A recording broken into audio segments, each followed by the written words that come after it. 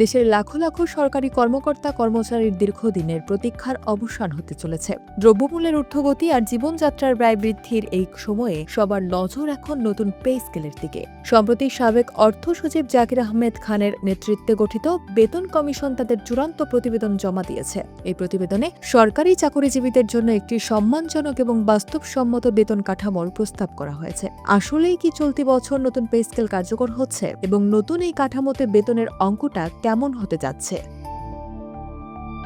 নতুন বেতন কমিশন গঠন ২১ জানুয়ারি তাদের দীর্ঘ প্রতীক্ষিত প্রতিবেদনটি সরকারের কাছে পেশ করেছে। কমিশনের এই সুপারিশে বর্তমান বাজার পরিস্থিতির সঙ্গে সঙ্গতি রেখে একটি বড় ধরনের পরিবর্তনের কথা বলা হয়েছে। প্রতিবেদনে সরকারি কর্মচারীদের জীবনমান উন্নয়নের উপর সর্বোচ্চ গুরুত্ব দেওয়া হয়েছে। কমিশন মূলত ১ জুলাই থেকে এই নতুন স্কেল পূর্ণাঙ্গভাবে কার্যকর করার জোরালো সুপারিশ করেছে। তবে এখানে একটি বিশেষ দিক রয়েছে। কমিশন প্রস্তাব করেছে যাতে ১ জুলাই ২০২৬ থেকে আংশিকভাবে এই সুবিধা দেওয়া শুরু হয়, যা পরবর্তীকালে ২০২৬ থেকে ২৭ অর্থ বছরের বাজেটের সঙ্গে সমন্বয় করা হবে। এবার আসা যাক সবথেকে গুরুত্বপূর্ণ বিষয়ে, কত বাড়ছে বেতন। কমিশনের প্রস্তাব অনুযায়ী বর্তমানে সর্বনিম্ন গ্রেডের বেতন ৮,২৫০ টাকা থেকে বাড়িয়ে ২০,০০০ টাকা করার সুপারিশ করা হয়েছে। অর্থাৎ সর্বনিম্ন স্তরেই বেতন দ্বিগুণেরও বেশি বাড়ানোর প্রস্তাব করা হয়েছে। একইভাবে সর্বোচ্চ গ্রেডের কর্মকর্তাদের বেতনও বর্তমানের ৭৮,০০০ টাকা থেকে বাড়িয়ে ১,২০,০০০ টাকা থেকে ১,৬০,০০০ টাকা করার কথা বলা হয়েছে। বেতনের এই বিশাল ব্যবধান কমানো এবং একটি সম্মানজনক কাঠামো তৈরি করার মূল উদ্দেশ্য হল সরকারি কর্মকর্তাদের জীবনযাত্রার মান নিশ্চিত করা এবং পরোক্ষভাবে দুর্নীতি রোধে সহায়তা করা।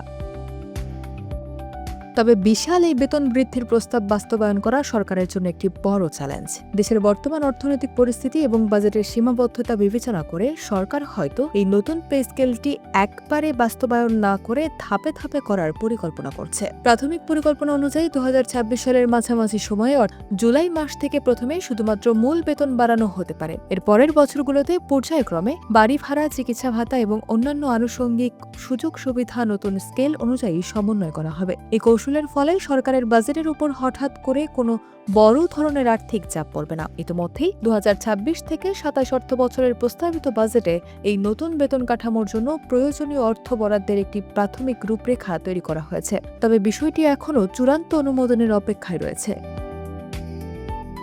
বর্তমানে অর্থ মন্ত্রণালয় এবং সরকারের সংশ্লিষ্ট বিভাগগুলো কমিশনের প্রতিটি প্রস্তাব পুঙ্খানুপুঙ্খভাবে যাচাই বাছাই করছে। সাধারণত জুন মাসে জাতীয় বাজেট পাশের সময় এই বিষয়ে আনুষ্ঠানিক ঘোষণা আসে।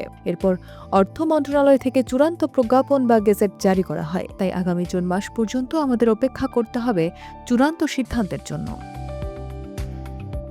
নতুন এই পে স্কেল শুধু সরকারি কর্মচারীদের ব্যক্তিগত লাভ নয়, বরং সামগ্রিক অর্থনীতির উপর এর প্রভাব রয়েছে। যখন সরকারি কর্মচারীদের আয় বাড়বে, তখন বাজারে অর্থের প্রভাব বৃদ্ধি পাবে। তবে এর ফলে বাজারে নতুন করে মুদ্রাস্ফীতি যাতে না ঘটে, সেদিকেও সরকারের তীক্ষ্ণ নজর রয়েছে। মূলত দ্রব্যমূল্যের সঙ্গে আয়ের সামঞ্জস্য রক্ষা করাই এই কমিশনের প্রধান লক্ষ্য ছিল। সরকার মনে করছে একটি শক্তিশালী বেতন কাঠামো দক্ষ জনবল তৈরিতে এবং সরকারি কাজে গতিশীলতা আনতে বড় ভূমিকা পালন করবে। চলতি বছর নতুন পে স্কেল কার্যকর হওয়ার প্রশাসনিক ও কমিশন পর্যায়ের সব প্রস্তুতি এখন চূড়ান্ত, যদিও চূড়ান্ত ঘোষণাটি সরকারের রাজনৈতিক সিদ্ধান্তের উপর নির্ভর করছে।